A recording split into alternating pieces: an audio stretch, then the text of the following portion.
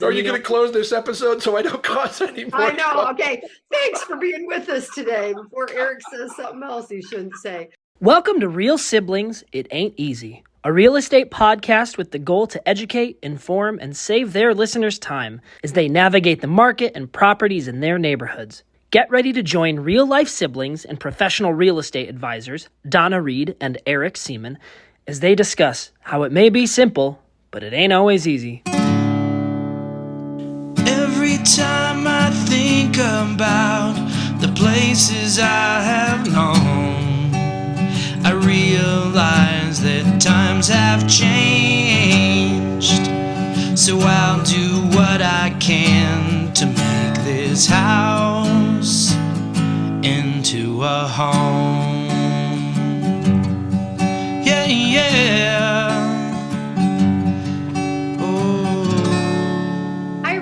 Welcome to Real Siblings, It Ain't Easy, and a real estate podcast that just ain't typical.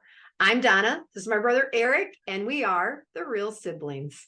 We are both professional realtors with Keller Williams, and for your reference, he's Gen X and I'm a boomer, which we've told you before, but then I felt it appropriate to wear my tie-dye today, since maybe that would indicate who a boomer was or who I wanted. Yeah, who a boomer was. Yeah. This podcast blends lifestyle together with real estate as we work to communicate, educate, connect, and entertain our listeners. While the topics vary and our conversations go in a lot of different directions, we do work to provide our listeners with insights into the industry, better equipping them for their next real estate transaction.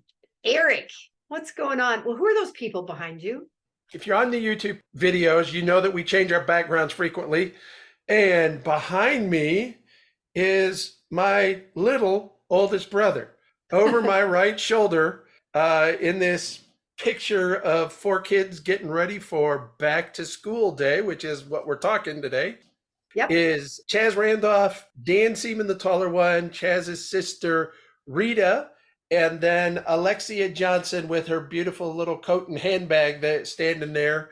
I got to think that's in front of Randolph's on Main Street, because down the road is that a gas station sign out front? Yes, the gas station sign is still out front from, I think it was, they're saying it was Bonner's, BAHNER''S, Bonner's gas station. But that definitely looks like Randolph's store and maybe like a cooler out front. So we'll have to get Rita or Chaz to verify. Rita or Chaz will have to verify. So I cannot believe we are already at this point. Still what I feel is early into the official summer season. Mm-hmm. But since we really start summer around Memorial Day, even though climate-wise it doesn't happen until later in June, you guys are already going to be going back to school next month, right? We are. And you know what's really weird, Eric? It used to be that the month of July, so Up With People, we would have our reunions because everybody had July off. Europeans had July off. Everybody had July. That was the month they could go away. And not anymore. The school kids here, they're kind of, a lot of them are at 6 weeks only. And that started in May. So the moms here are already doing their moms and dads are doing their back to school. The parental units. Yeah, there you go. That sounds like a Star Trek thing. Going back to school. And I can't wrap my brain around that because that is absolutely nothing like, what our school year was. Our school year was. So was that the school, was that what happened when you moved out there 20 years ago or 23 years ago with the boys? I don't remember that. I remember that they started in August because we got here in July that year and they started school sooner. And back in Ohio, it would have been closer to Labor Day. I think that has evolved a little bit over time also, but we always had, as young people, we had the fair, right? The county fair right after school started or right around the time school started, because the farmers and the kids that had animals would leave and go and take care of the animals and stuff like that. It was essentially around June 7th, 8th, 9th, or 10th, something like that, until September. That was summer. And here it's always been, they start in August. Now, part of that when I first moved here was realizing all the schools had air conditioning.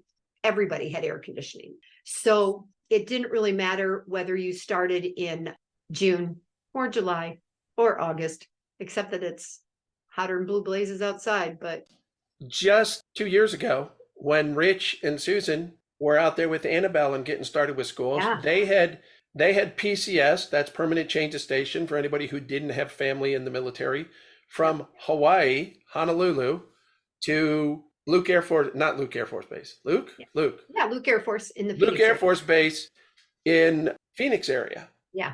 Yep. And they went from average high temperatures of 84 degrees and afternoon showers, sitting on the lanai, to you're not allowed to go outside during this time of day. 114 or something. And it drove Annabelle crazy because she was such an outside kid. And suddenly it's too hot to go outside. Your friends don't want to play outside. If you do have some place to play, it's on artificial grass.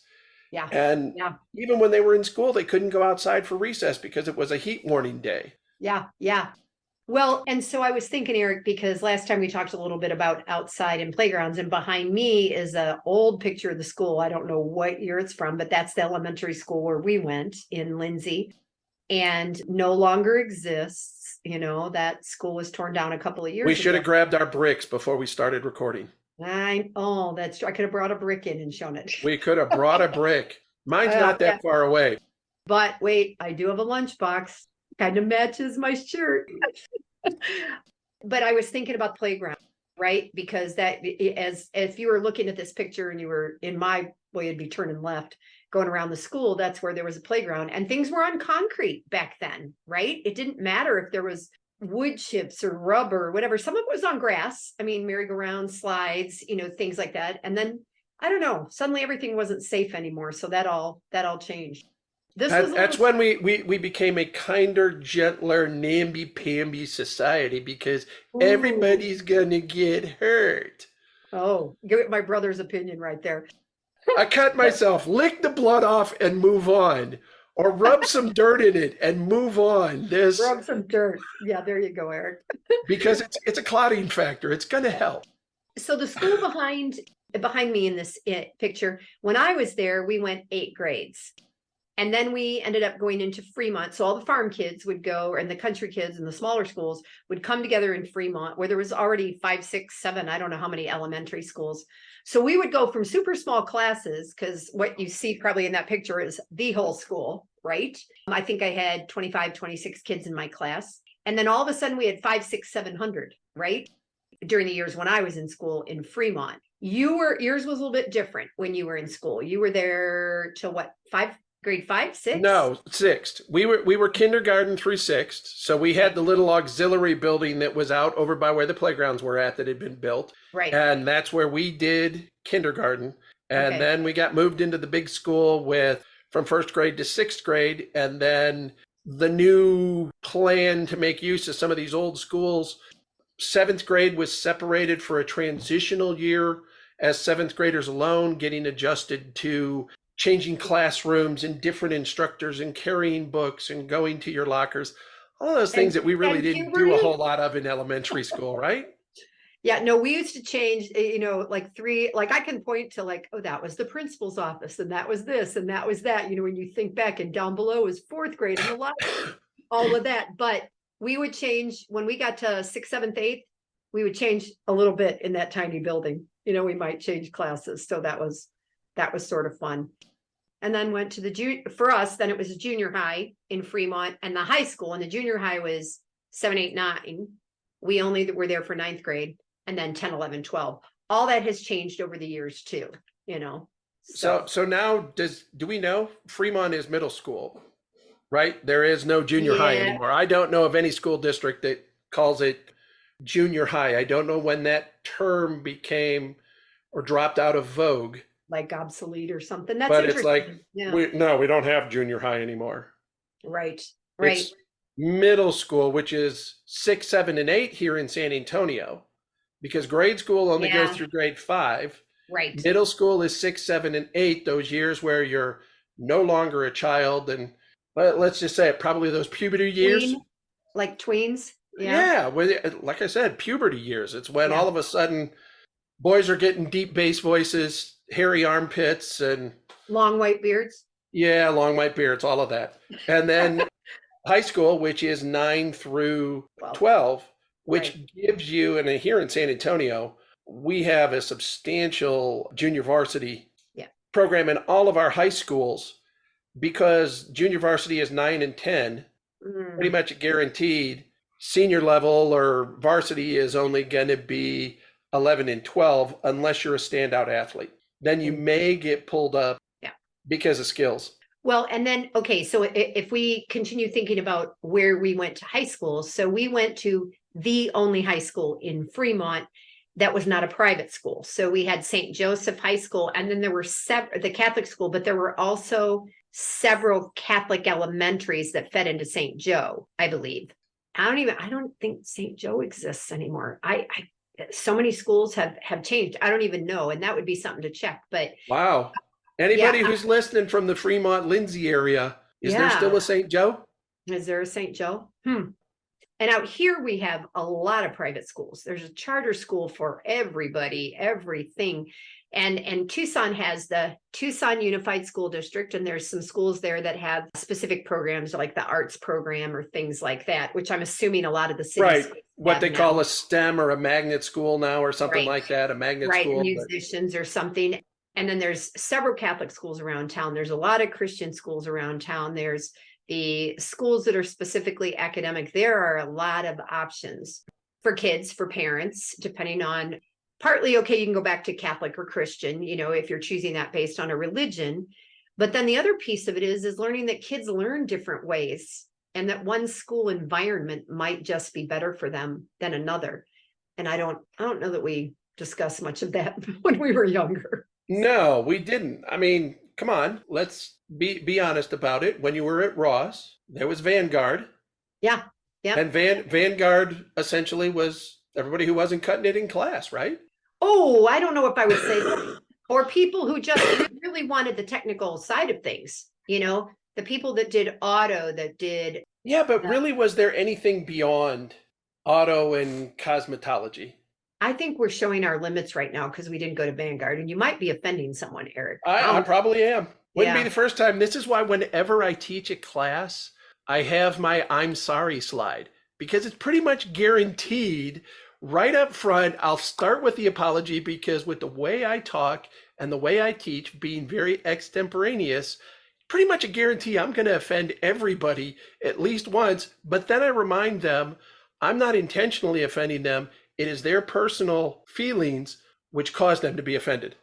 Oh, okay. Well, when I think about the people that were college bound, that were not, the people that chose to go to Vanguard, who had super good careers. And I know somebody from Lindsey, their son just graduated from Vanguard, and I forget what program it was in, but it's a technology program, and that school has changed. It's like feeding into Terra, or whatever, and what the options are.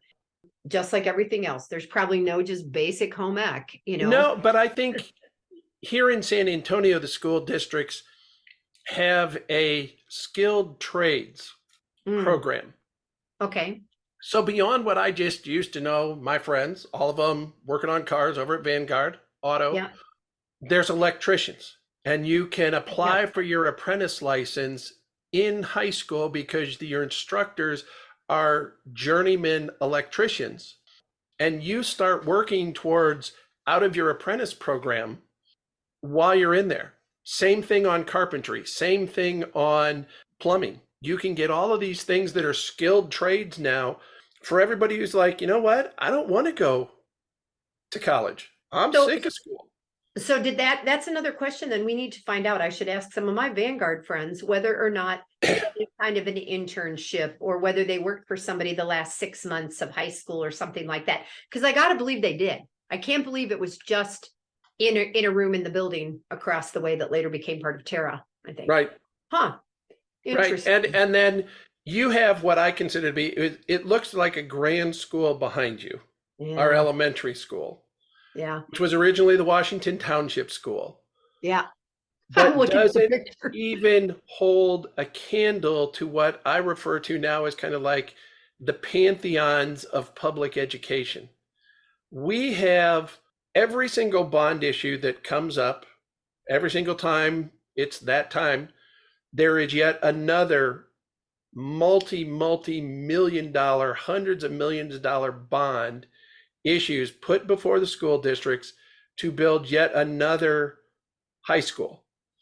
Now, I don't know about you. You remember when we were in band, Yep. we had our fundraisers.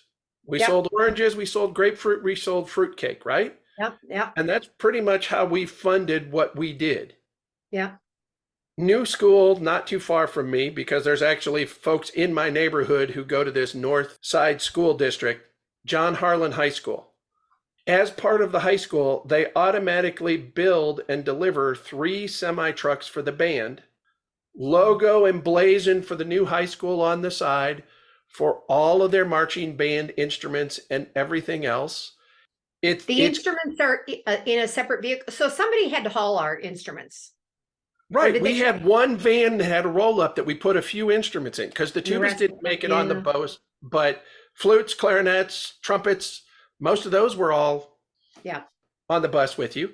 But a few years ago, and I got to assume they did it out there too, books are too heavy. So they started buying 2 sets of books for every classroom. Wow. One which was the home book, so the students could take it home on the first day of school, and one that was left in the classroom so that they didn't have to carry overly heavy backpacks hurting their little backs. Wow. I'm laughing, Eric. The last episode we recorded and this one, you're just like saying things I'm thinking, oh God. We're getting all of Eric's opinions here. So we mentioned buses. Are you going to close this episode so I don't cause any more? I know. Okay. Thanks for being with us today before Eric says something else he shouldn't say. I was looking for a bus picture, y'all. I was looking for a tie-dye bus or something like the Partridge Family and all that, and figured I'd be breaking some law to put it up here.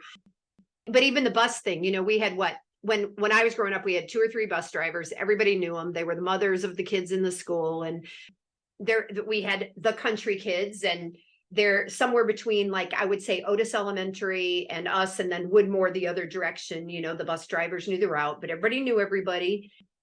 You just knew you were going to take the bus or walk. That was it. So now I'm going to just say, a flashback to the present here in Tucson. We lived about a mile and a half, I would say, from the school, the high school where Caleb went, and he used to rollerblade to school. And I think that was illegal, frankly. Where he was rollerblading might have been illegal. It was, and one time he got chased by javelina. If you don't know what javelina is, that's probably referred to in a past episode. It has been. Yeah. But we just walked to school. That picture that you have behind you of Chaz and Rita and Alexia and Dan, that was it. Town kids walked. And there was no crossing guard at the train track. You just knew that if a train was coming, you either ran or you waited. Right? That's true. True. There was no, if you heard the train, you didn't go. But now, I see the lines. I choose where I'm going to drive in town. I don't know if it's because there are not buses, because parents choose specific school systems, whether they're in that system or not from where they live, or whether buses just don't go very much. I don't know. I'd say it's a combination. Here in San Antonio, if your residence is within a certain mile radius from the school, there will be no busing. So even if that is 2-mile radius, and it's and the drive actually takes you 5 miles. Yeah. So parents have to adjust their schedule to get to and from school, which is why the after school program, since schools end at 3:15, are so critical, because I know from when my grandsons were with me and I was living it as a, once again, grade school aged parent picking up, old man raising grandkids, that you had a very narrow window to get there at the right time. And if you didn't get the kids into that program, it's like, well, where are the kids going to be? Who's picking them up at 3:30 in the afternoon? Because what job for an adult parent who works a full-time job ends at 3 o'clock so they can get in their car and drive to go pick their kids up at 3:30? It's interesting that you say that, because you remember when I was driving up to the Andersons in Toledo, I worked 6 to 2:30 because it was the bakery. And Gil was either on evenings or, afternoons at Crescent Manufacturing. Crescent. Or he was, when he went on days, it would be till 5. But again, because it was Lindsey, I would drive home after work. I would get home between 3 and 3:30, and the kids maybe had gone to a babysitter for a little bit, but 20 minutes. And they just walked home, or they would ride the bus home, and it was not a big deal, depending on where you live. So I was lucky that I guess that's one of the good things about the hours that I kept. So we've talked heat in past episodes. Yeah. And the second house that I had in San Antonio, both of the girls' grade schools, was within 0.2 of a mile. Okay. It was up to a corner, turn left, and cross the street with the crossing guard. Okay. They didn't walk to school. Wow. Because, now, is that because they didn't, because of the heat, because you didn't trust people? I mean, what? Yes. Oh. It was a combination of both. There were times when I tried to walk with them occasionally. And it just, people on the street that you didn't know. Yeah. Because my neighborhood right around this school probably had 200, 250 homes. Okay. And we talked about in previous episodes, we have privacy fences and we have air conditioning. So you may know who your neighbors are, but you don't really know who your neighbors are. And having that many strangers and a fairly decent side connector road that anybody was driving, just didn't do it. Yeah. Just didn't do it. So we were part of the lineup to pick up and drop off. Yeah. Okay. So back to when the school year starts. So the other thing that I remember, and this is to the best of my ability, we had maybe a week off at Christmas. We would have like Thursday and Friday off at Thanksgiving. Yep. And then I think we still called it Easter. I don't know if they call it Easter anymore. So however that fell, we would maybe have a Friday and a Monday. And for us, that might mean we would go to grandma's in Eastern Ohio at Thanksgiving or Chicago at Christmas. Now it seems like here they'll do a report card period and then they'll have a week or two off. They have a much bigger break. Is that the way the schools are? They get fall breaks. They get winter breaks. There are so many 3-day weekends anymore. You look at a school calendar and it's just like, okay, can we go 10 full days of school without having a special day for a teachers in service day or something else? It really, really is very challenging for young parents right now because of combination of the schools, commutes, construction, driving distance. And then, as you pointed out, we've got magnet schools. Well, magnet schools, there may be a school for science and technology. Actually, there's a high school in SAISD, San Antonio Independent School District, which is more the original school district down towards downtown, historic districts in towards downtown. They took one of the old high schools and converted it to what they call CAST High School, which is a computer science technology program. And anybody in the city is eligible. SAISD students will fill the first 50% of whatever an incoming class is, and the rest is made up from around. But that means if you're on a school bus, you may take a school bus to one place, pick up a hop, and take you down to the school. So you've got 2 sets of busing in order to get you to where you need to go to school for your activities in your magnet school. Yeah. Eric, I'm going to do hashtag on this one that says, don't listen if you're easily offended. Eric spoke his mind, but I also want you all to know that Eric has been fighting an illness on this one, and I can hear it in your voice, Eric. It's starting to go as the afternoon has gone on here. The medication is starting to wear off. Yeah, it's almost 4:00 here in Tucson for me, which means it's about 6:00 for you in Texas as we're recording this, and you've had a long, busy day. I think that maybe that's enough about schools for today. But so I don't get myself in any more trouble. Right. Thanks. Yes, right. Can you wrap it up without like making somebody angry? What are you saying? That is just not right. Santa Claus doesn't offend anybody. Okay. He might speak his mind, but hey, look at some of those original 1960s Rankin Bass. Mr. Kringle was not actually the happiest of guys. Think of how he treated people in Rudolph. We're gonna be like, go Christmas in July, because that's when they'll be seeing this. So that's why I'm in red. Yeah, there you go. But we want to thank everybody for joining us again as we recalled how back to school in the small village of Lindsey, Ohio is so very, very different than where we live right now. It's not about the houses. It was so much about the lifestyle and a blend of the two, which led us into our careers in real estate. As we draw this to a close, please keep in mind that our goal is to communicate, educate, entertain, and connect with you, our listeners. We are both realtors with Keller Williams, and we are here to help you find the perfect property for your family to call home, create your own lasting memories, and build your own wonderful life. If you are in San Antonio or South Central Texas, I am available to assist you while Donna is in Tucson, Arizona. If you're across the United States, around the world, we are both part of extensive networks of professional real estate advisors, and we would be happy to connect you with an amazing realtor. Remember, it may be simple, it ain't always easy, and until next time, this is Eric. And I'm Donna. And we are Real Siblings. We're going to get this great. Every time I think about the places I have known, I realize that times have changed. So I'll do what I can to make this house into a home. Yeah, yeah.